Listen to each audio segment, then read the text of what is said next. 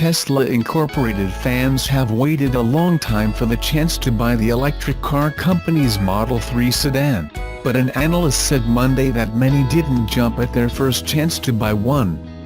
Bernstein research analyst Tony Sacconaghi Jr. said among the most recent group of reservation holders to receive purchasing privileges, existing owners of the company's previous cars, the Model S and Model X. Less than 30% opted to configure and purchase the car when given the chance. That was just the second group to receive access to purchase a Model 3, after Tesla employees. Sacconaghi wrote, "If correct, this take rate would be substantially worse than predicted by our July 2017 survey, which had indicated that up to 69% of SX owners with reservations were very likely to take delivery of their Model 3 inches."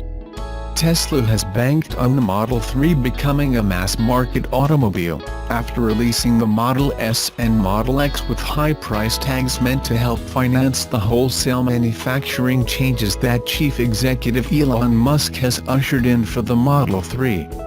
Hundreds of thousands of reservations flowed in after Musk first showed off the car, with $1,000 deposits attached. And Musk said late last year that Tesla had about 455,000 Model 3 reservations.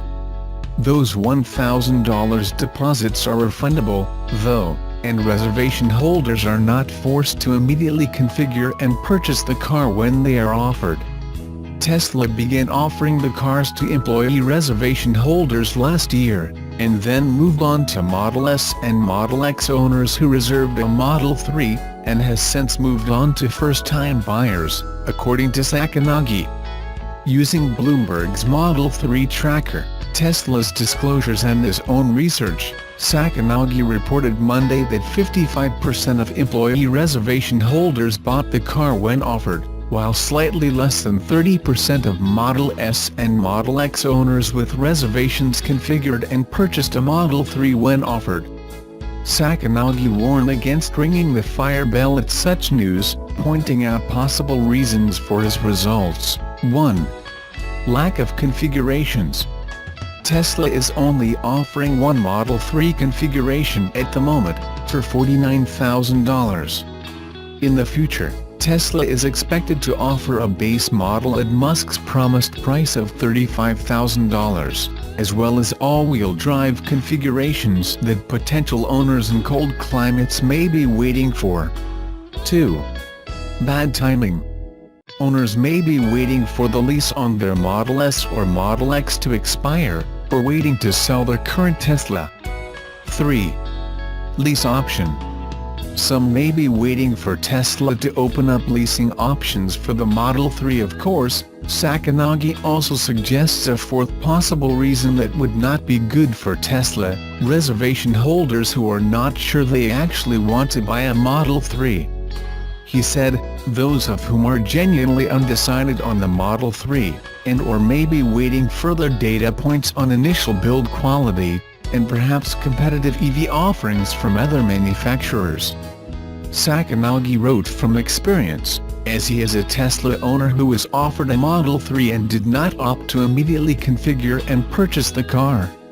As an owner of a Model X and a Model 3 reservation holder since early 2016, his family was offered the chance to configure and purchase a Model 3 on January 4. He deferred the purchase due to personal reasons, including whether the car would be optimal for a family of 5, and said Tesla followed up 3 times within a month after he declined to take them up on the offer. The final plea, on March 5, was a personal email from a Tesla support person that sought information on if he was waiting for a different configuration before ordering the car.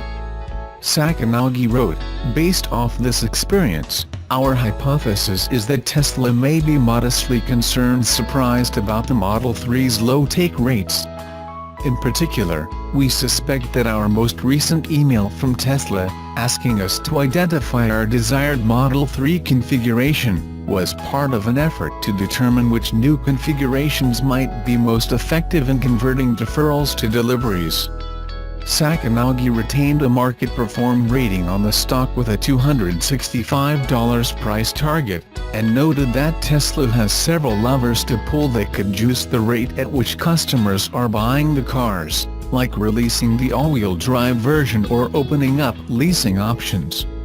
Tesla stock closed with a 2.4% decline at $313.56 Monday, and is up 19.9% in the past year, as the S&P 500 index has gained 14.1%. Analysts are split on the stock, with 9 rating it the equivalent of a buy, 10 a hold or similar, and 9 have a sell or underweight rating.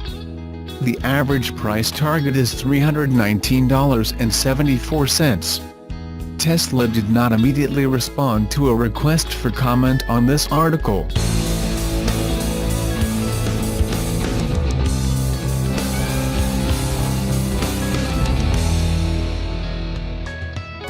The Nissan Leaf was the earliest practical BEV on the road, and was a landmark vehicle when it debuted on American highways in late 2010. More than 300,000 of the little electric cars have been sold since, about half of them in the US, making the Leaf, by Nissan's reckoning, the top-selling global BEV of all time. But the Leaf has gained company and lost market shares since 2010. Nissan said it sold 11,230 of them last year. According to the California Dealers Group, fewer Leafs were sold in the state in 2017 than the Chevy Bolt EV, Tesla Model S and Model X, and Fiat 500e. Before you start cracking wise about Nissan needing to turn over a new Leaf, the 2018 actually is a new Leaf. The new model goes farther on a charge, recharges faster, has more features, is better looking and costs less than the 2017. The Leaf profile is lower, longer and sleeker. With sportier edges, it looks more like a car and less like a science experiment than previous models. Range has risen to an EPA-approved 151 miles, up from 107 miles, powered by a 40 kWh lithium-ion battery, replacing the 30 kWh battery on earlier models. That and some software changes have made the Leaf livelier. Horsepower and torque numbers are up substantially on the 2018 model, which jets silently from corner to corner and up to freeway speed. The range and battery life can also be extended using a variety of driving modes, giving the driver more control over how the Leaf's battery power is spent. A 6.6 kW onboard charger makes it possible to juice the Leaf up more quickly than previous models. Nissan says the Leaf can be charged at the rate of 22 miles of range per hour on a level 2 charger, or as fast as 90 miles in a half-hour at a fast-charging station. Among the standard new features is Nissan's e-pedal, a technology that allows the car to apply electronic braking when the driver reduces pressure on the accelerator. This slows the car, and will bring it to a complete stop, while returning energy to the battery. With practice, the actual brakes seldom need to be applied at all, which increases range and extends the life of the brakes. Nissan is proud of its ProPilot driving assistant feature, which is now available in the Leaf. The program is designed to function as an adaptive cruise control system, applying braking and accelerating as needed, and helping the driver steer straight too. Nissan says, the feature is not an autonomous driving system but is a hands-on driver assistance tool, designed to reduce fatigue and stress by liberating the driver from constant use of the brake and accelerator pedals. Nissan has given its Leaf a clean new dashboard look and has used fabric and plastics to produce effective sound deadening. Around town and on the freeway, the Leaf is a nice, quiet car. The driver's cockpit is comfortable and spacious, though the back seats will be a little cramped for full-size adults. Those backseat folks are given cup holders but no plug-in ports for their devices. The storage area behind the front seats is adequate, and gets bigger when the rear seats are folded forward. But as on a lot of BEVs, there's a battery back there, which will make loading a bicycle or large box a little difficult. The entry-level Leaf starts at $30,875. The car comes in S, SV and SL trim lines. Many state and federal jurisdictions offer rebates and tax incentives to BEV buyers.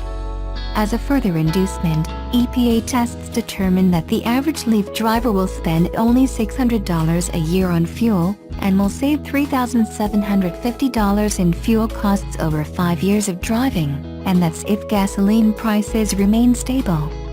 That, paired with a reasonably low MSRP on the Leaf, should help a few people become a little more willing to think about giving up their petrol habit and going electric.